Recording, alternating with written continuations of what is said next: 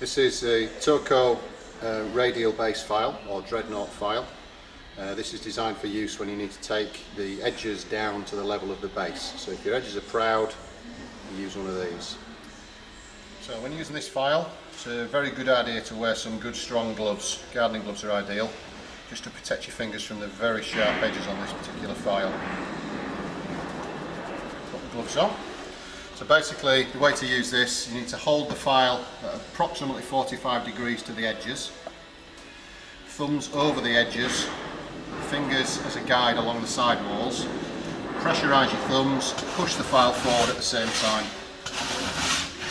You should feel the file cutting through the metal of the edge, slowly taking the edge down to the level of the base.